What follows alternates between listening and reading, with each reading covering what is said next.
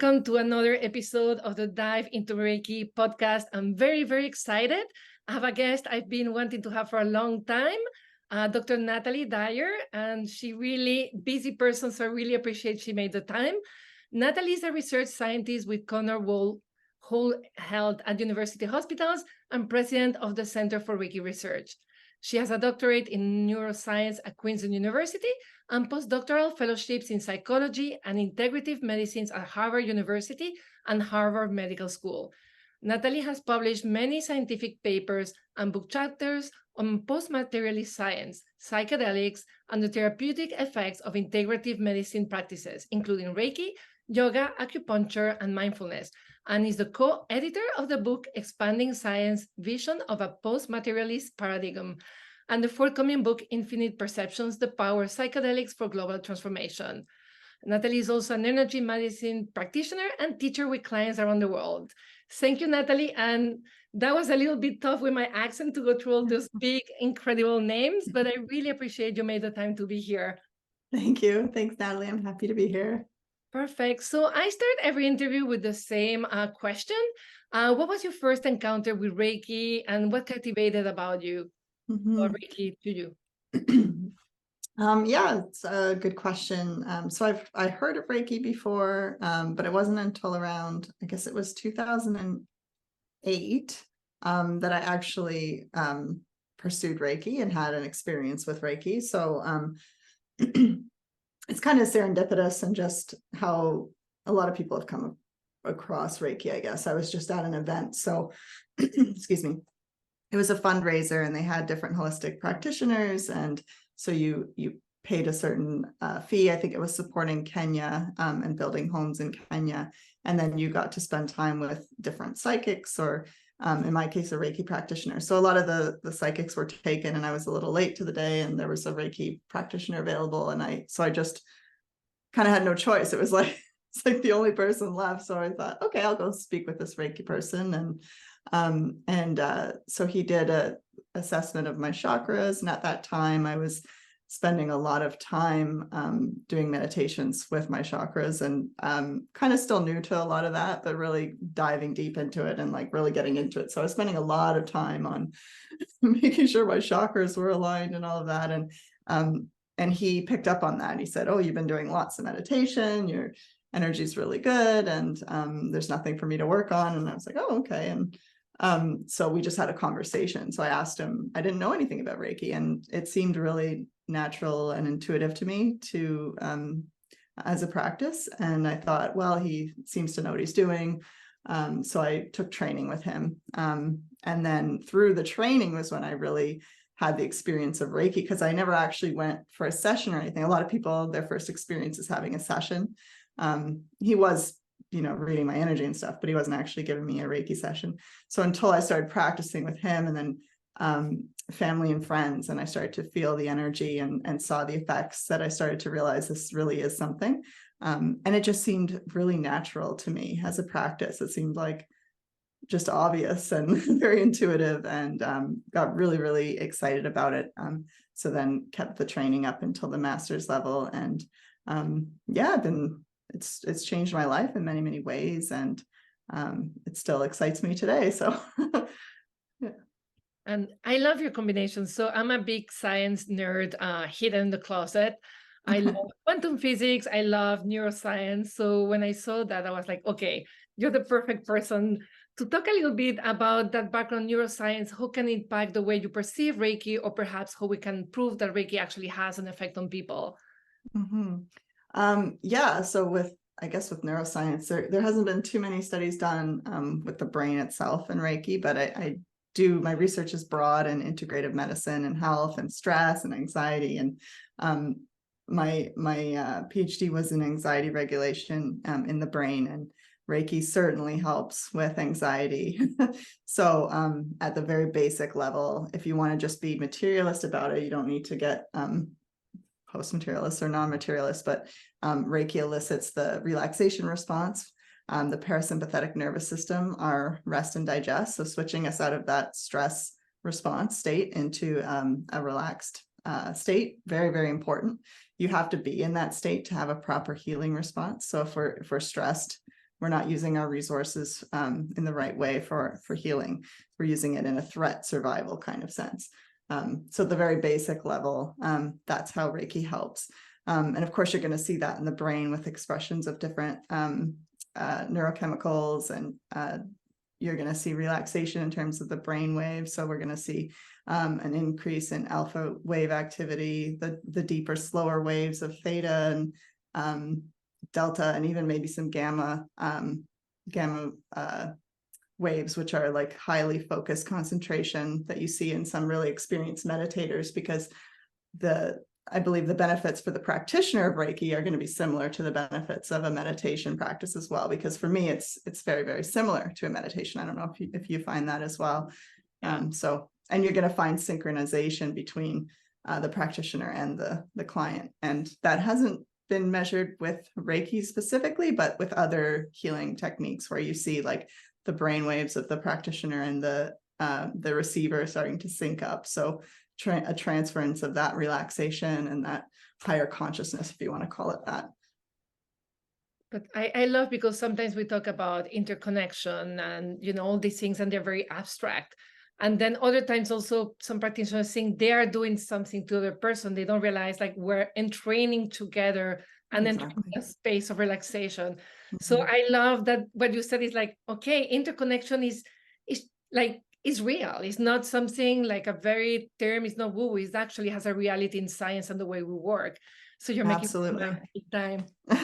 Yeah, even with heart rate, I mean, your body will, they've done a study with like a fake heart rate, and people's heart rate will sometimes entrain with this like fake heart rate. So there is natural synchronization and entrainment that happens that we can modify through, well, these artificial means, but also within these practices. And the more that these signals synchronize, so this electromagnetic radiation, which is the electrical activity, the more they synchronize, the more the healing is powerful. So we see that with social interaction, we see it with learning, we see it with a lot of different behaviors as well, beyond just energy medicine. So yeah, it's very exciting. It's still early research, so there's a lot to learn. But I love that we're going there, because when you describe this entrainment and imagining groups, and like now that we're going to a world with very chaotic, very violent, it almost feels like our heartbeats are completely out of sync, and we're in this like survival mode. All of us is like losing the center. So practices like Reiki could help people relax and be able to find a heartbeat and then train with other people again. And that is beautiful, because it's like a very practical way to explain it, and it has a very good benefit socially as well. Absolutely. And even just outside of like practicing Reiki, just when you go into an environment that you find stressful, instead of reacting and joining that stress and amplifying it, bring on your Reiki and start to send out that other signal, and hopefully the people around you will start to entrain into that, and you can change the space really. There's some research on that as well. So bringing your Reiki into the world also really, really helps. I love that, because in Japanese Reiki, you have that your presence is as healing as the hands, right? When I go to advertising, not every day, because, you know, it's New York, I'm a crazy Scorpio, but most days I try to just my presence, like to bring a little bit of sanity. So then science, what you're saying is like, we actually, Reiki is more than just hands-on, like your presence or bringing the Reiki. How will you describe that in your own words? Yeah, it's a good as a presence, I mean, I think of it as a state of being, a state of consciousness that changes the body, and people pick up on that. So how they pick up on it, you know, maybe through their own entrainment. It's like, oh, I feel a little different now, so this person is making me feel this way, and people want to be more around you more and feel better around you. And yeah, I don't know if that's what you're looking for, but I just love almost like what I hear from you is like, and please excuse, because I'm like, as a writer, like I exaggerate and make everything to a headline, but almost like we're wired for these practices. We're wired to be able to train, and Reiki practice is a method that we can actually bring that entrainment and healing. So it's beautiful. Yeah, I think it's a very natural thing. Obviously, presence is our true self. So that's, you know, without any of the contents of the mind, concept, free awareness, just being. So that is, you can't get more natural than that. And then even as kids and adults, as we hurt ourselves, we put our hands there, and just totally subconsciously just put our hands and they feel better. So I think it is a very natural process and something that we've just maybe forgot collectively. And but of course, as you know, throughout different traditions are similar practices as what we call biofield healing or biofield therapies in integrative medicine at this point. So Qigong, for example. So a lot of recognition of this natural potential that is now starting to gain popularity in the West and hopefully results in like a cultural shift in medicine as well. Thank you. And that's a question because obviously you work in an environment that is very academic, right? When I hear Harvard, I almost also feel like people who are very intellectual. So you bring this concept of biofields and healing practices. How hard it is to get it? Are they opening up to it? Like a little bit of your experience with that. Yeah, I think so. Just from the beginning of, say, my doctorate, so that would be 2007 or so to now, there's been a huge change in the attitude from what I've seen. So the beginning of my doctorate studying meditation, even though there was some mindfulness studies, it was still seen as like a taboo or unscientific. And now thousands and thousands and thousands of studies, it's now accepted as a state of mind, a practice, something that can benefit your life in so many different ways. Mindfulness is everywhere. So, and tons of research supporting it. So now that's more accepted. And I think biofield healing will follow a similar trajectory. And I think when it comes to this concept of the biofield, so it gets controversial because people will think that this is some energy that hasn't been detected, for example, and maybe it is.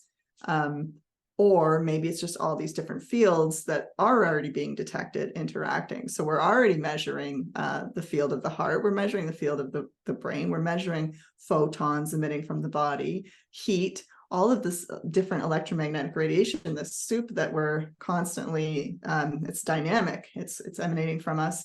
We're interacting with different fields from the environment, from devices, from the earth, from each other. So all of that is just part of biophysics. So it's not controversial if you're aware of biophysics, and everyone should be aware that there's heart fields and all that. I mean, obviously. So the controversial part is it some subtle life force energy that we haven't measured yet? And that seems to be where the debate is that, oh, this energy doesn't exist, therefore these practices are nonsense, is sort of one approach. Or maybe it's interacting with all these fields that we already know exist, and maybe you don't need to have any other so-called subtle energy.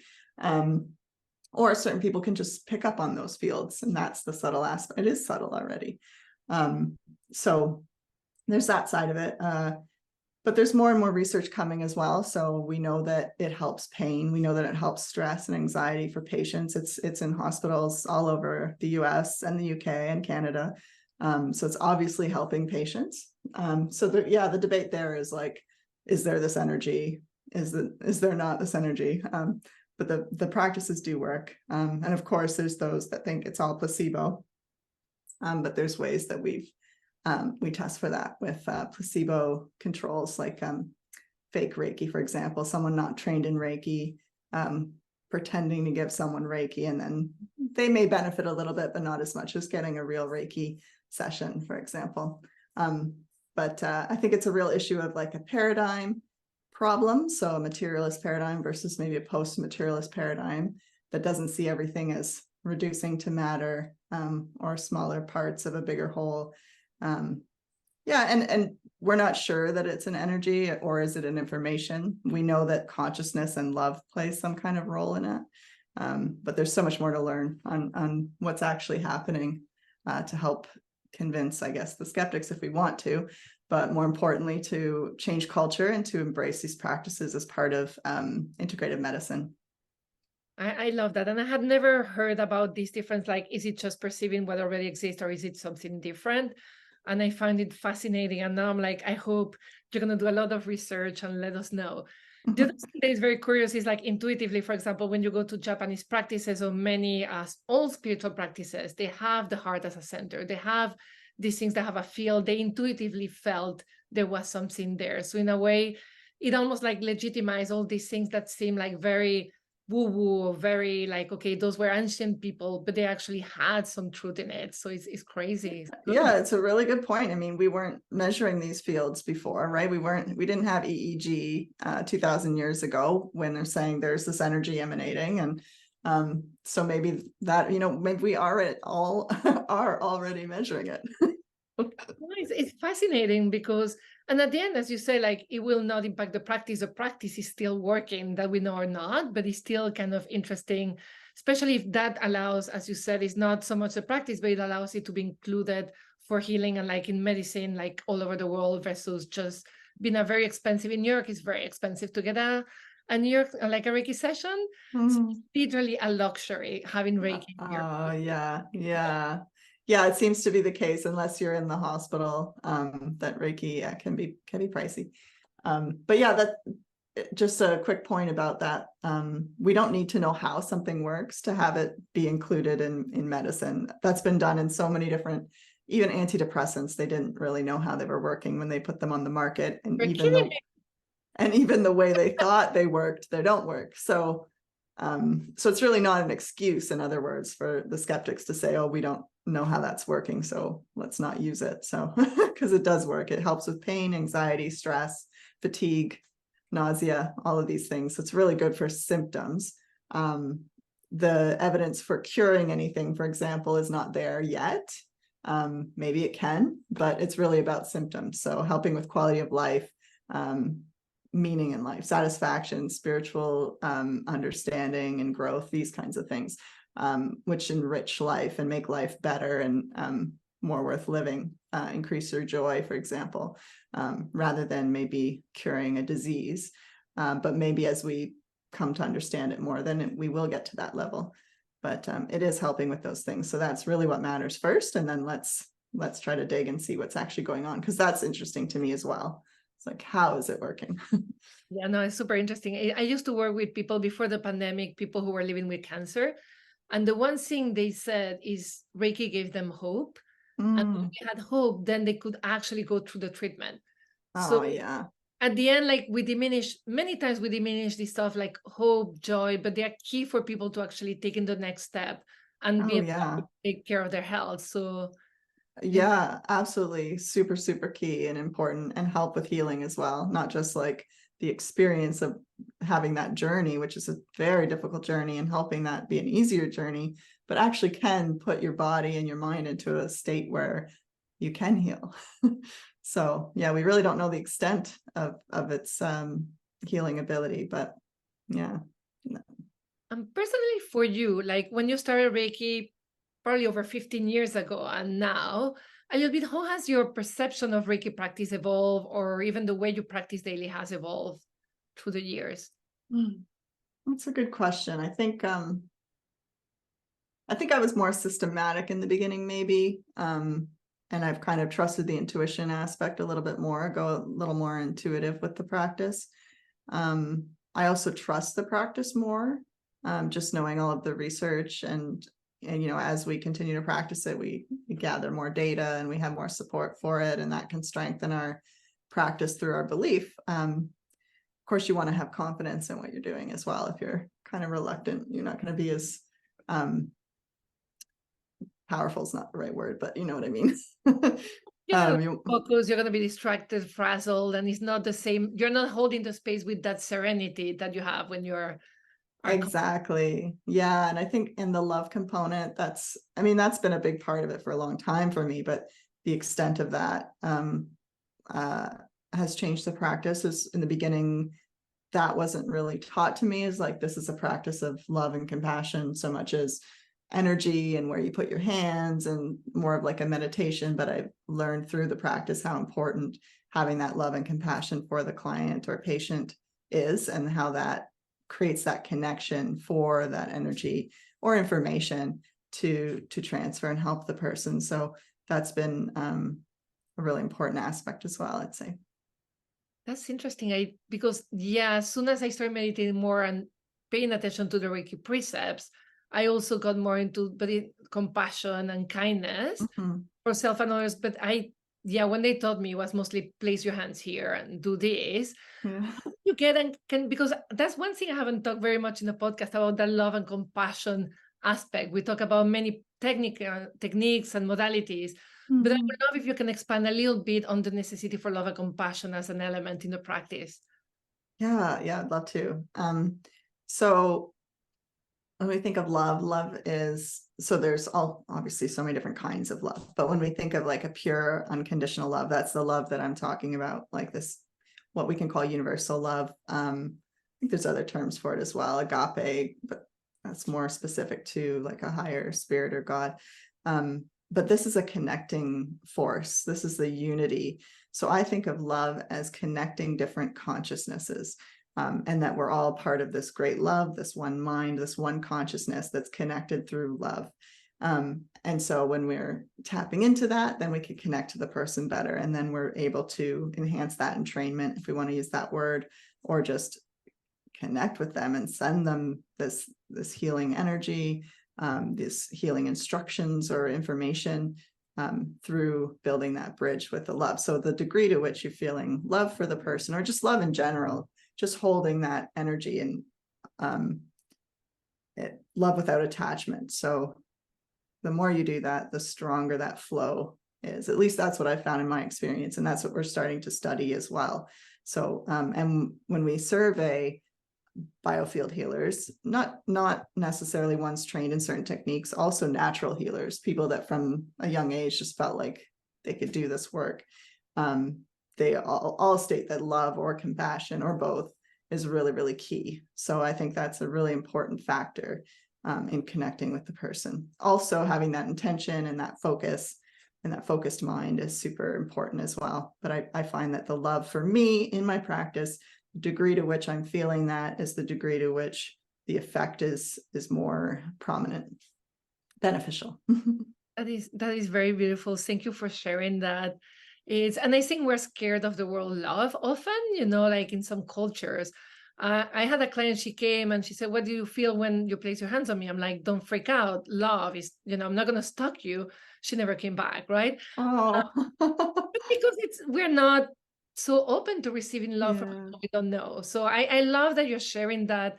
And also sometimes, as you said, there is no one there, you're just holding the space of love around you. I find that it's hard to express for many of us, Mhm. because we sound a little bit like hippie or like, like we are not grounded. Mhm. But actually, Yeah. the more grounded in your practice you are, the easier it is to hold that loving space as well. Yeah, I completely agree. And love, it's a simple thing. Everyone, well, most people, hopefully everyone has had an experience of love, and it really binds us together. And I know it's for some reason cheesy or something, like people don't want, but and compassion, maybe that's a lighter word. I feel Yeah. compassion, I feel kindness, I feel yeah, like I want the best for you, those kinds of things. But it's love. It's stronger than kindness. It's really, I'm with, Well, of course, yeah.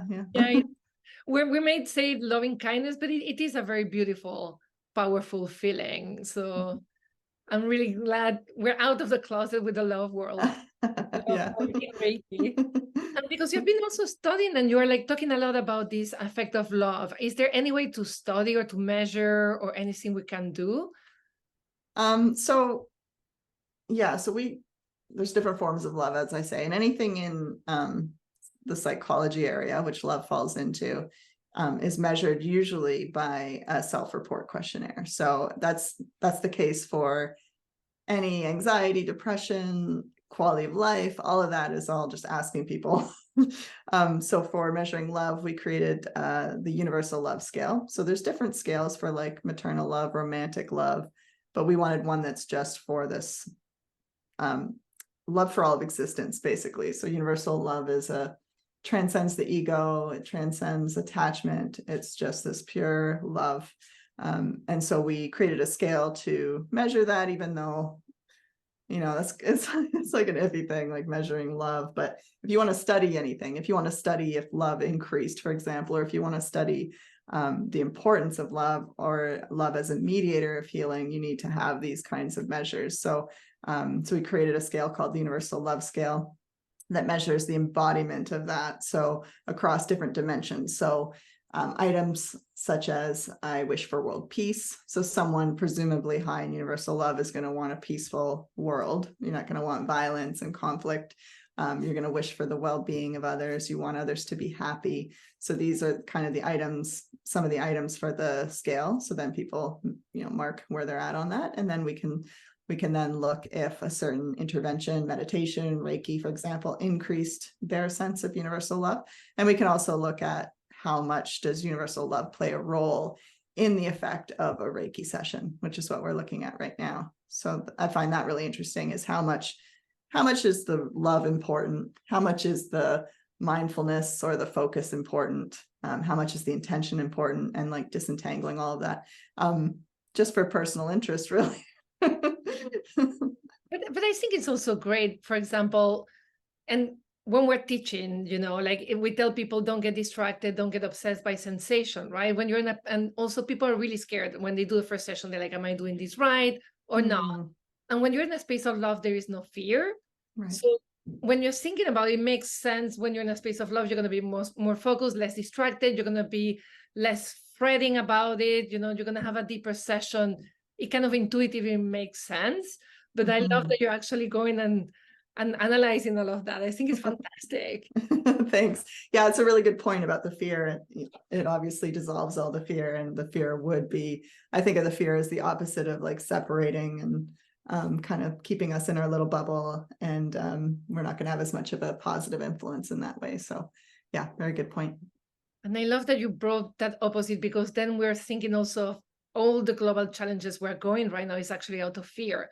Fears of immigrants, fear of different cultures, fears that you're going to be more powerful than I am.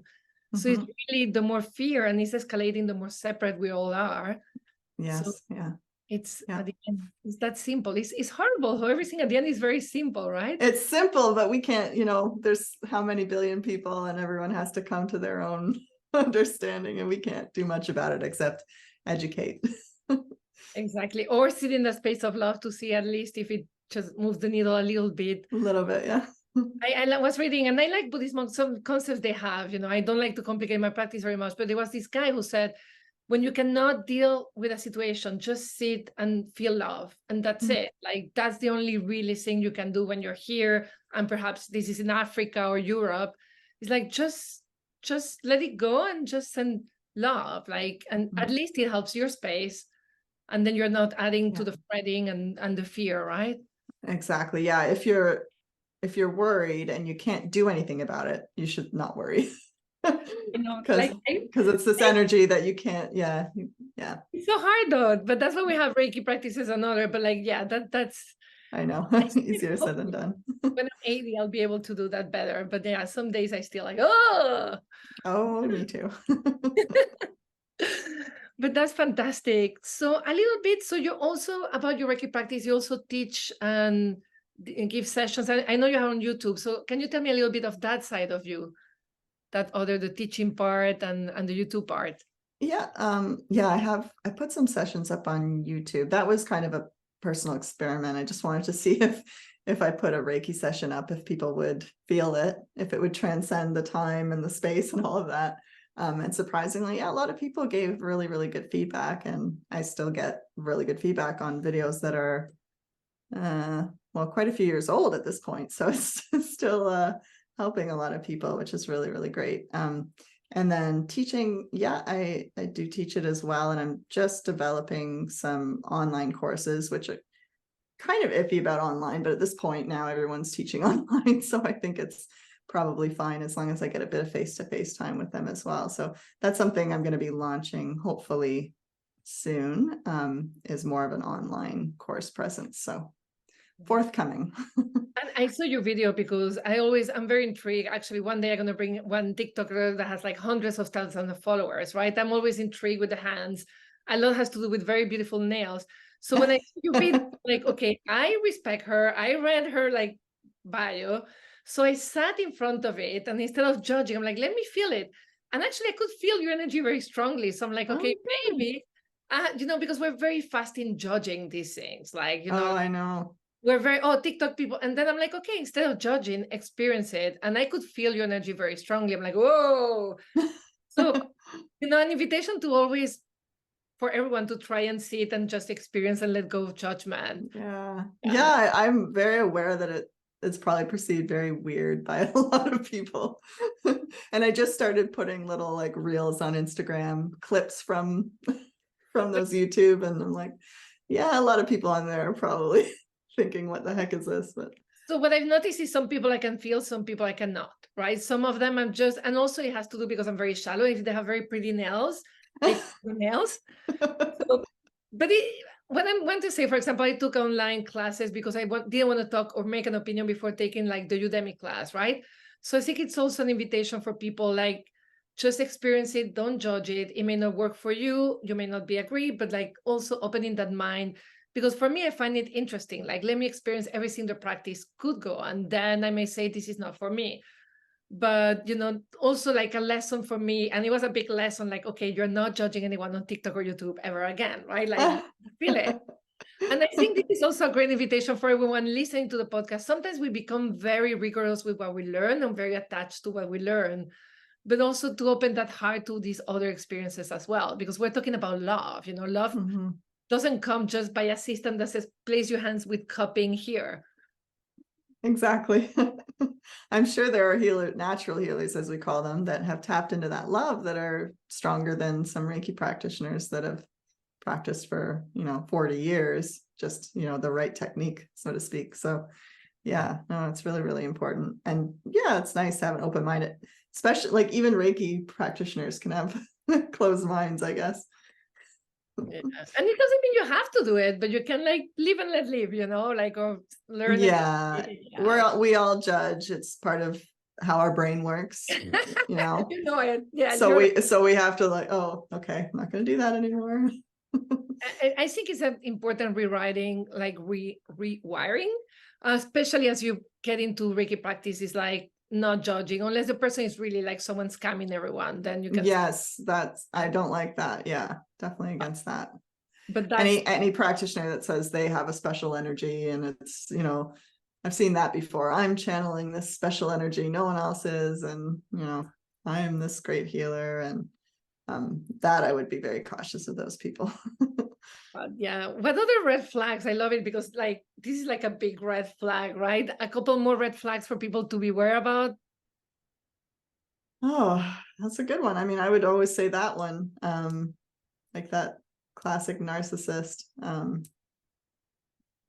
just going with how you feel about the person. Yeah. They should lift you up. It shouldn't be all about them, just pay attention to that. I love that because of your training. For me, it's like, oh, those people, they want money. You're like, no, narcissist, that's it. I love like labeled. So that is a good watch, especially if sometimes people who actually come to Reiki for healing because they have trouble with the self. If you go to a narcissist, then yourself is like gone. Yeah. If you go to I've gone to a therapist before and they're talking about themselves more than you, and you're like, okay, this is about me. Sorry. Yeah. So just paying attention to that, I guess. Maybe too much marketing as well. I don't know. This is my own personal opinion. I mean, everyone needs a marketer, right? I think it's for me asking also like, how long have you practiced? And just asking a few questions to see if their practice is, So my mom lives in France and she's in old people's home where they party all the time. Don't think it's like they're all wine. So this Reiki practitioner came and he said, I can cure Parkinson's if I take it at the beginning 5 sessions. And I told my mom, like, no one goes to this person because, well, perhaps you will get me wrong and it's proven. And I'm like talking, but it felt very overstating some stuff. Yeah. Very good. So he couldn't come anymore to the old people home. They prefer the wine. Good. He doesn't drink wine. It might be better, reducing stress. That's what's important. Perfect. So for people, for example, and this is almost my last question, is like, if I'm a person in the world and I want to like bring Reiki into some communities and people say like, that's woo-woo, that's not possible. What are like a couple of sentences or places where they could refer people like, hey, this is serious, it has an effect. What will you tell them to say or to refer people to?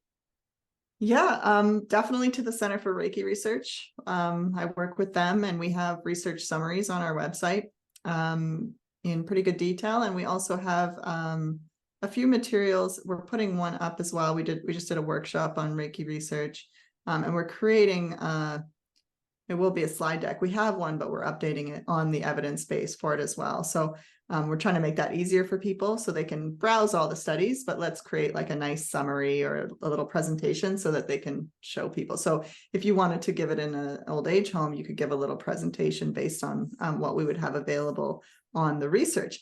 And it doesn't have to be non-material. Like I said in the beginning, it elicits a relaxation response. So you can totally phrase it around a relaxation technique similar to massage, but gentle touch, and that it helps reduce inflammation, and these kinds of things would help, rather than saying like we're channeling energy from, God or whatever. It becomes complex. Like sometimes I tell people, like, you can believe what you want. I work a lot in corporate because my whole life has been corporate, and I just kept this spiritual practice that lets go of anger and worry, makes you more grateful and compassionate. And you have no idea like how many people want that. Like, oh, yeah, I like that. Like, yeah, I want to be less worried. I want to be less angry. So sometimes it's more complicated. And we may have a perception of the practice that is more complex, but I find it like, and as you said too, like just relaxation response, those things really well. And then we make it accessible to people who need it, but may be afraid of it a little bit. Yeah, I think everyone could use some relaxation and de-stressing. So that's a really good way to frame it. Yeah, well, especially, I don't know, some people live in like, but even if you live in a quiet town, there is still stress with everything, I live in a quiet town, and there's still it's a train that comes through every so often. Oh my There's God. motorcycles, there's sirens, but yeah.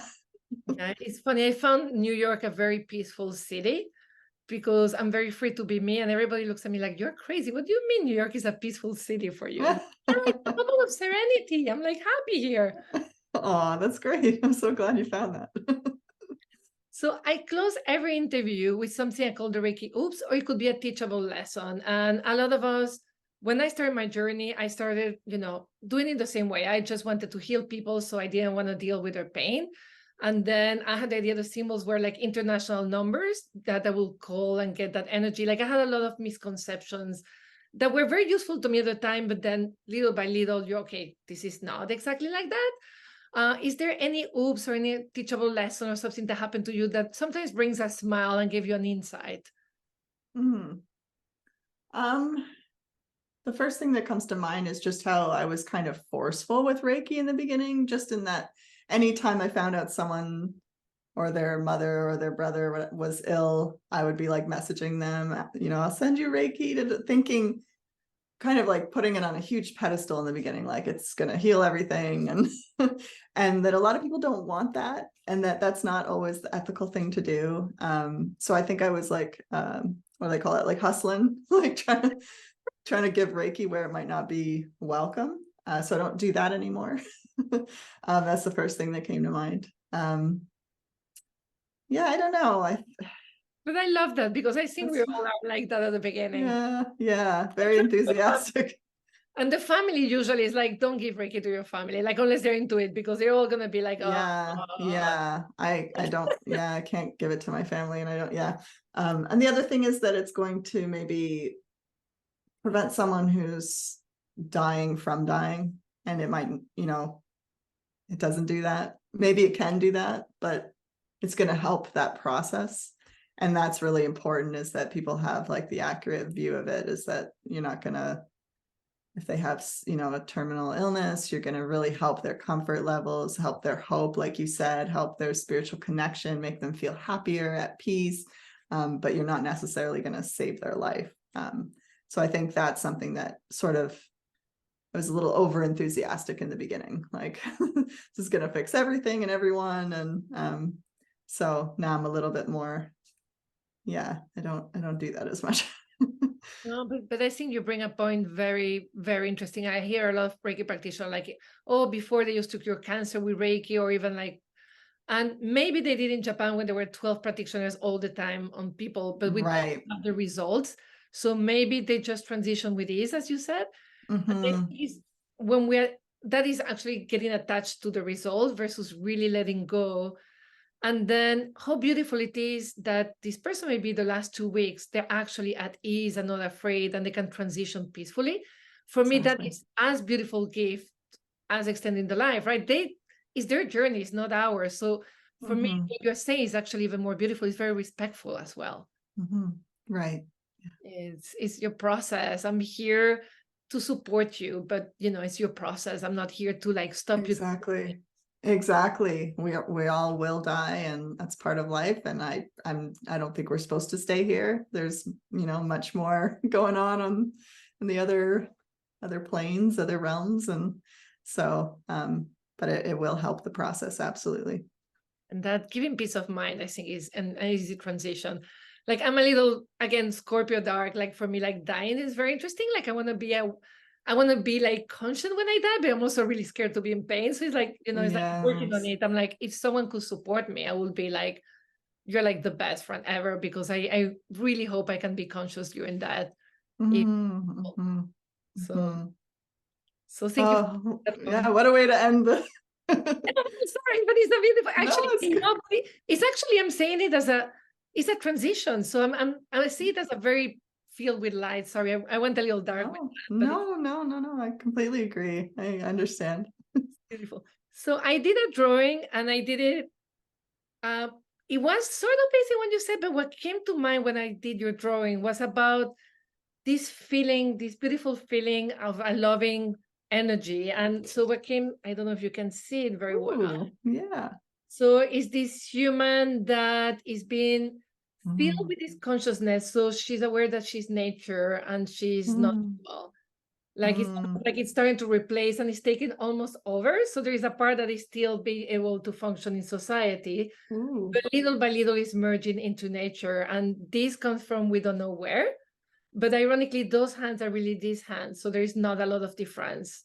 Mm. So it's Love that. yeah. So yeah, thank you so much for the inspiration. And I'll be sending that to you via mail. But Oh, thank you. yeah, it's I know like your words were more delicate, but what came to me was really like this sensation of fulfilling and merging with everything. So I love that. Yeah. To bring it back to death, many times I've thought, oh, I can't wait to just like sink into the earth when I die. thank Like, God I'm not the only one. I'm like, I'm gonna be the trees, I'm gonna be yeah. flowers. Like, yes. Yeah. Okay, now we're like everybody's gonna be like, we're never following them on Instagram, Yeah. freaks. But I really appreciate the openness that you came to this interview, because it's great for me to get to know you. I think for people, this interview will be super helpful. And thank you so, so much. Thank you so much, Natalie. And I'll be including all your links. And if anyone wants to reach or get those resources, they'll have the information. Thank you. Perfect. Thank you.